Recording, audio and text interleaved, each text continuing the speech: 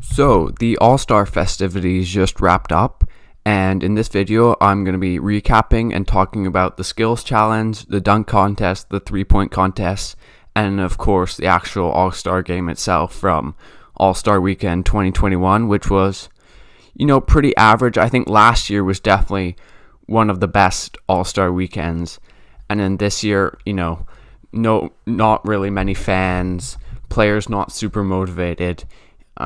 It just wasn't great, but it wasn't terrible. I was still mostly entertained throughout the night. So before I get into that, if you're new to this channel, subscribe for more NBA content. But let's talk about the skills challenge first.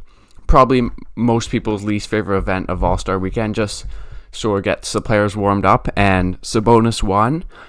He was really good through the first two rounds, and then in the last through the first two rounds, he did not miss. Hit all his threes, made all his layups, made the passes first try.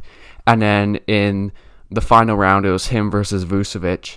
And, they both did pretty well throughout the passing and the dribbling and the layup. But then at the when it came to the three-point shot, they're both sure just chucking it up. And then Sabonis ended up winning it. But two things, not really Sabonis related, just because, it doesn't really matter the skills contest, and Luka, who was in it, did not care at all. He was still wearing his warm-up top. He was basically jogging through the thing. And then Chris Paul is 0-5 in skill contests, which is a bit weird because, he's the type of player you'd think would have a good chance. He's a good shooter, as a good passer, that sort of thing, but couldn't get it done today either. But Sabonis ends up winning it.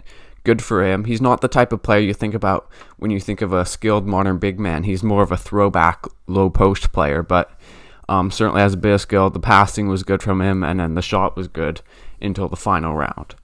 Okay, next let's move on to the three-point contest, which I think was the best event of the weekend. And it was just on one day, but the best part of the All-Star break this year.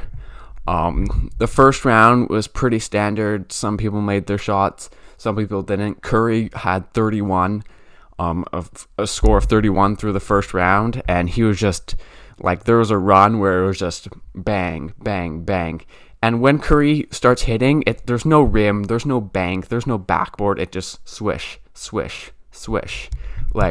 He does not miss. He is the greatest shooter of all time, and he certainly proved it. And then the finale came down to Curry, Conley, and Tatum, and it was decent. Tatum didn't just do so great in the last round, but Conley did pretty well. I think he had 27 points, and Curry in the final round, I think he missed 4 of his first 5 shots, but then managed to come back, and he won it on the last shot, and it was great. The three-point contest has been great in recent years, and this year was no exception, with Curry doing great. Conley also did great, but, it's tough to beat Curry. He is the greatest three-point shooter of all time. Okay, next let's get to the dunk contest, which was at halftime, and then I'll talk about the game. The dunk contest for me, it was okay.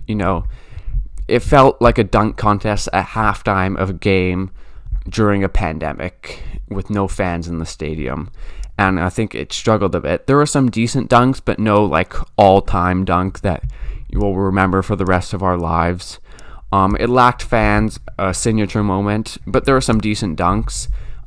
If you think of Cassius Stanley's first dunk was pretty decent. And there weren't any terrible dunks. Anthony Simons had one where he really had to get up, and then Toppin had one over 2 people, which I think was probably the dunk of the night, that one or Cassius Stanley's first dunk. But it came down to Anthony Simons versus Obi Toppin, and Anthony Simons ended up winning. The scoring, we can always have disagreements on the scoring. I think the judges probably know best, and, everyone sort of has their different criteria, but at least not every dunk was a 10, and they're more willing to give out 8s and 9s and that sort of thing. I think in the final round, I think Toppin should have won for his dunk, but, it was pretty close. It ended up being 3 votes for Anthony Simons, 2 votes for Toppin, and Simons ended up winning, which, I don't really care that much. It was an okay dunk contest. nothing special. I'm not particularly bothered with having it at halftime, especially when there's no fans. It just can't really be the same without the fans, the dunk contest, because it relies so much on the energy. And then obviously there is no superstar player or even a very good NBA player in the dunk contest, which always sort of hurts it when there's no real big name. But there are some decent dunks, but overall the dunk contest wasn't great just because of factors out of the dunker's control. Okay, one more thing with all the competitions is why is it always the same trophy? Just some gold ball thing. I mean, it's a cool trophy, but why not make that the dunk contest one? Have like a cool one for the 3-point shot shooting one and a cool one for the skills challenge. I think it's kind of weird that it's all the same trophy, and that sort of annoyed me. I'd like to see different trophies. I think it'd be cooler. Okay, let's get to the game, which there was definitely some good moments, as all there is in almost all All-Star games, but overall it wasn't great. Obviously no defense being played, but that's pretty standard. The first thing would be Curry is just ridiculous from three. He hits so many deep shots, just pulling up from way deep, pulling up off the dribble. Like, there's one where he lost his dribble, but then found himself at the logo and just chucked it up and it went in. And again, it's always swish. He almost never hits the rim or the backboard, and it's pretty impressive. The next thing is Giannis. Giannis, I feel like he's either great or not great in the All-Star game, depending on how you feel about it. He plays hard, but it's all mostly just dunks and layups and unopposed shots. So I don't really know how to feel about it. I sort of like it, but then again, it's sort of not as fun when no one's defending or no one's trying to block it. The next thing is Luka is pretty redundant. Luka Doncic is pretty redundant in an All-Star game. He has some cool step-back threes. He's a pretty good playmaker, but the ball's not always in his hands, and he's not like a super deep three-point shooter. So, I feel like Luka is much funner to watch in a regular NBA game than in an All-Star game. The next thing I noticed is, what is Rudy Gobert supposed to do in an All-Star game? Like, block a shot, get a rebound, catch a lob. Like, he caught a few lobs, but he's not a three-point shooter. He's not a playmaker. He just sort of gets rebounds, throws a few outlet passes, and catches lobs. And he's definitely a deserving All-Star, but not the most entertaining All-Star game player. Conley was definitely the best rep for the Jazz in the three-point shot. That's probably the Jazz highlight of the weekend. LeBron and Curry on the same team is just great. First time it happened, and there was a couple LeBron assists to Curry and that sort of thing.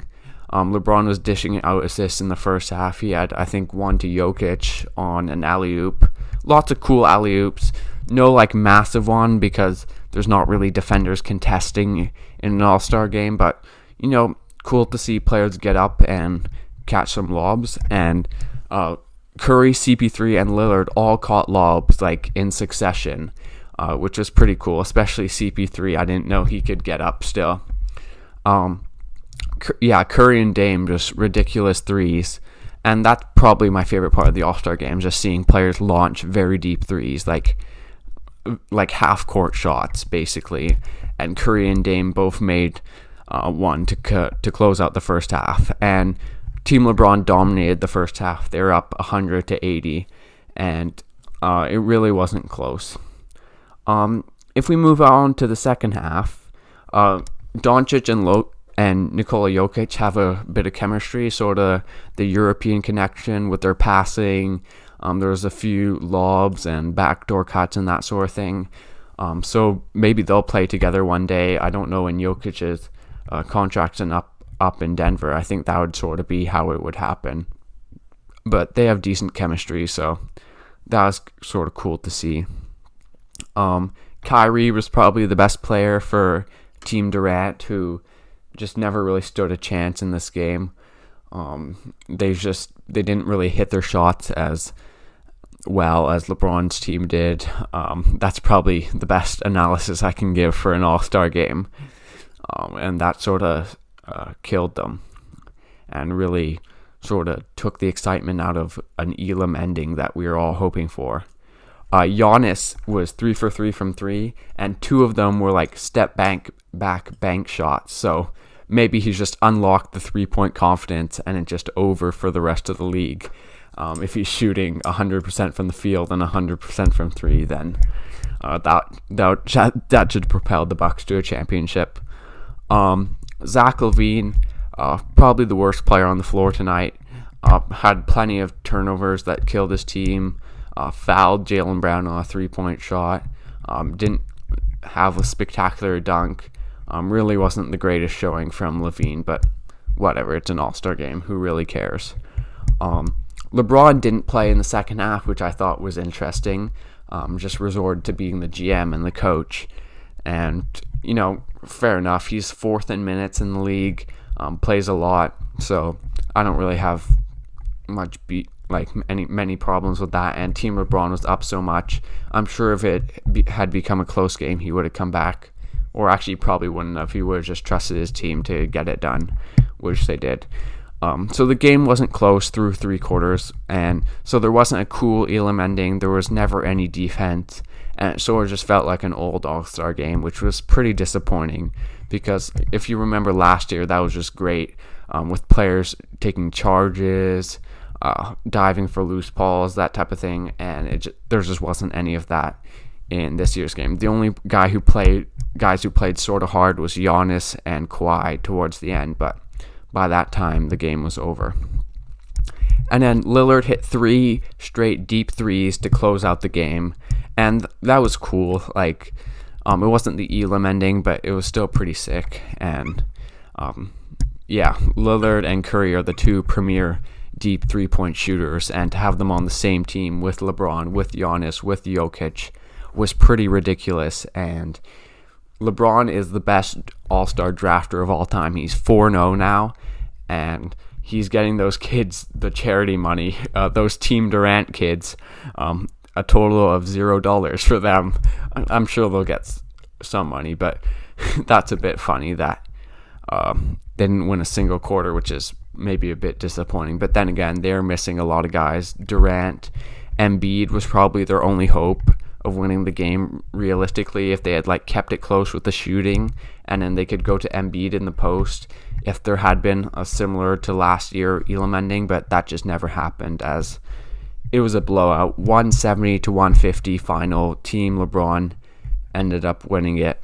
Giannis won the All-Star Game MVP with 35 points on 100% shooting, so good for him. Overall, not a great All-Star weekend, but what can you expect? No fans, that sort of thing. The 3-point shootout was great, though. Anyways, thanks for watching. Like and subscribe for more NBA content, and I'll see you guys next time.